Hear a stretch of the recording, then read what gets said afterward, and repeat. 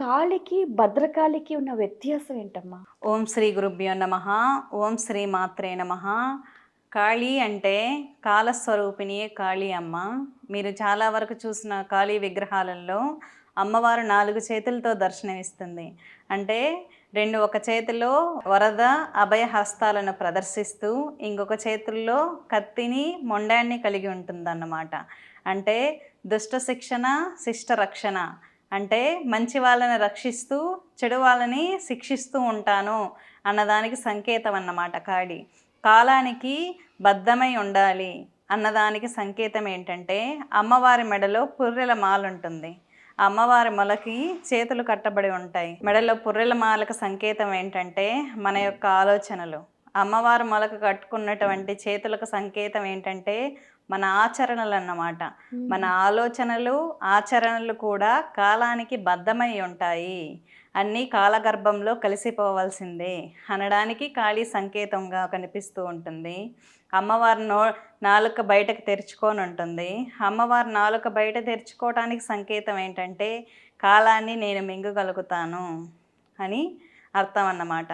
దేన్నైనా కాలానికి అతీతురాలు అమ్మవారు. కాలం ముందు ఉంది, కాలం తర్వాత ఉంది. కాలస్వరూపమే భూత భవిష్యత్ వర్తమాన కాలాలు కలిపితే కాళీ అన్నమాట. కాబట్టి అంతటి మహామాయ స్వరూపానికి చిహ్నంగా 4 చేతులతో వరదభయ హస్తాలతో ఈ విధంగా అమ్మవారు దర్శనమిస్తూ ఉంటుంది. కాబట్టి దుష్టులను సంహరించడం కోసం ప్రతి యుగంలోనూ భగవంతుడు అనేక అవతారాల్లో వస్తూ ఉంటాడు. ఆ విధంగానే కాళీ ఉద్భవించిన కారణం ఏంటంటే శివుడు పార్వతీదేవిలో ఒక మగవాడిపై ఆధారపడకుండా తనంతట తాను ఒక స్త్రీ ఎలా బతకగలదో అటువంటి శక్తిని అమ్మవారిలో ఉద్భవింపచేయాలని అనుకున్నాడు. ఆయన లీలలో భాగంగానే పార్వతీదేవి నుంచి కాళీ ఉద్భవించిందన్నమాట. ఆ విధంగా తనను తాను ఆడవాళ్ళంటే మగవాళ్ళ మీద డిపెండ్ అయ్యే వాళ్ళు కాదు, సొంతంగా తన సంరక్షణ తను చేసుకోగలరు, వాళ్ళకంటూ ఇండివిజువల్నెస్ ఉంది, వాళ్ళు ఒకరి మీద పడేవాళ్ళు కాదు, వాళ్ళలో సర్వశక్తులు దాగున్నాయి అని చెప్పడానికి సంకేతమే కాళీ ఉద్భవించడం అన్నమాట. ఎటువంటి రాక్షసులనైనా అంటే ఎటువంటి క్లిష్ట పరిస్థితులనైనా కూడా ఎదుర్కొగలిగే శక్తి ప్రతి ఆడదానిలోనూ ఉంటుంది. కాబట్టి ఆడవాళ్ళు మగవాళ్ళ మీద డిపెండెన్స్ కాదు, వాళ్ళలో చాలా శక్తి దాగుంటుంది అనడమే కాళీ తత్వంలోని రహస్యం. అంటే ప్రతి స్త్రీ అన్ని సిచ్యువేషన్స్లోనూ తనను తాను రక్షించుకుంటూ తన పిల్లల్ని రక్షించుకుంటూ తన కుటుంబాన్ని కూడా రక్షిస్తుంది. కాళీ తత్వం అనేది ప్రతి స్త్రీలోనూ ఉంటుంది. ఇంకా కాళీ అంటే అమ్మవారు మనం చూసినంత వరకు నలుపు రంగు, అంటే కాలస్వరూపము నలుపు అన్నమాట. కృష్ణుడు నలుపే. ఇక్కడ కృష్ణుడు కాళీ ఇద్దరు ఒకరే అన్నమాట. ఎందుకంటే ఇది నేను ఎక్కడో శాస్త్రాల్లోనూ ఎక్కడో చూసింది కాదు. ద్వాదశాక్షరి మంత్ర జపం చేస్తున్న సమయంలో కాళీ కృష్ణుడు ఇద్దరు ఒక్కసారిగా నాకు దర్శనం ఇచ్చారు. కాబట్టి ఇది నా అంతటా నేను అనుభవంలోకి తెచ్చుకున్న విషయం.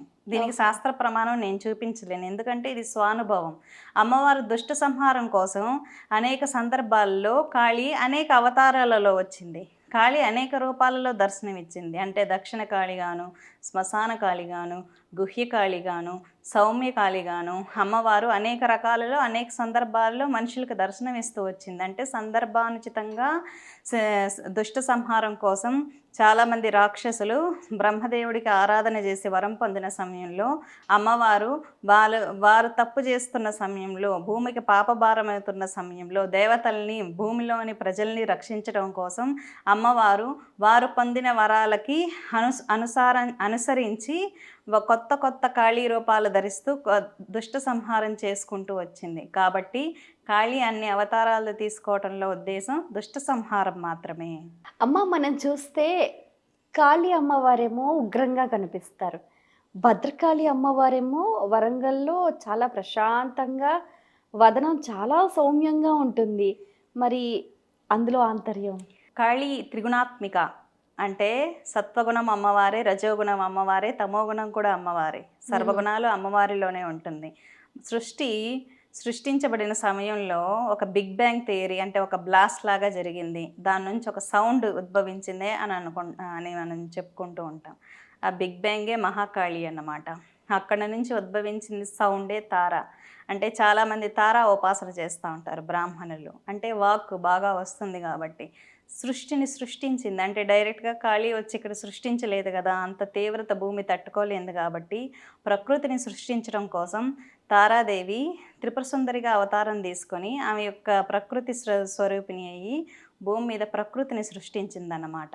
భువనేశ్వరిగా మారి 14 భువనాలను సృష్టించింది. తన శక్తులను ఎవరైతే తప్పుగా వాడుతారో వారిని శిక్షించడం కోసం బగలాముఖిగా మారింది. సూర్యచంద్రుల్ని సృష్టించడం కోసం త్రిపుర భైరవిగా మారింది. కాబట్టి అమ్మవారు దశ మహావిద్యల రూపాలు తీసుకోవటంలో ఈ భూమిని రక్షించడానికి, ఈ భూమి మీద ఉన్న జీవుల్ని పోషించడానికి, ఒక సృష్టి జరగడానికి అమ్మవారు అనేక అవతారాలుగా తీసుకుంటూ వచ్చిందన్నమాట. అమ్మ కొన్ని దశమహా విద్యలలో అమ్మవారి స్వరూపాలు ఒక స్వరూపంలో అయితే అసలు శిరస్సు ఉండదు. అవును. రక్తం చిందుతూ ఉంటుంది. చిన్నమస్తా స్వరూపం. ఆ అమ్మవారి వైభవం ఏంటమ్మా?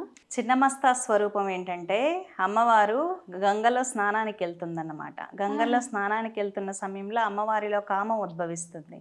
కాబట్టి అమ్మవారు కామాన్ని అణచివేసి తన శిరస్సును తన ఖండించుకొని అమ్మవారి పక్కన చెలికత్తెలు ఉంటారు. వారి యొక్క ఆకలిని తీర్చడం కోసం తన రక్తాన్ని ధారగా వాళ్ళకు ప్రవహింపజేస్తుంది. కాబట్టి చిన్నమస్తా స్వరూపం అనేది ఆ రూపం యొక్క ఉద్దేశం అంటే మనలో ఉన్న కామాన్ని అనగదొక్కబడి అహాన్ని తెంచితే శక్తి అనేది ఉద్భవిస్తుంది అన్న ఉద్దేశం. దాంట్లో తంత్రోక్త మార్గం ఏంటంటే మధ్యలో ఉన్నది సుషుమ్నగా, ఇడా పింగళ నాడులుగా పక్కనున్న పరివార దేవతల్ని సూచిస్తూ ఉంటుంది. చిన్నమస్తా స్వరూపం యొక్క ఉద్దేశం ఏంటంటే తనను తాను త్యాగం చేసుకోవటం. అమ్మవారు తన పరివారం కోసం, తన యొక్క చెలికత్తెల కోసం తనను తాను త్యాగం చేసుకుందన్నమాట. కాబట్టి ఆమెని ప్రచండ చండి, దశమహావిద్యలలో అత్యంత ఉగ్రమైన ప్రచండమైన దేవతగా ఆమెను అభివర్ణిస్తూ ఉంటారు. ప్రచండ చండి అంటేనే ఇక్కడ ఎల్లమ్మగా పూజలు అందుకుంటూ ఉంటుంది ఆ దేవతే. ఎల్లమ్మ అంటే చినమస్తానే హైదరాబాద్లో ఆరాధించేది. అందుకే శిరస్సును మాత్రమే ఇక్కడ పూజలు చేస్తూ ఉంటారు. ప్రాంతాన్ని బట్టి అమ్మవారి పేర్లు మారుతూ ఉంటాయి.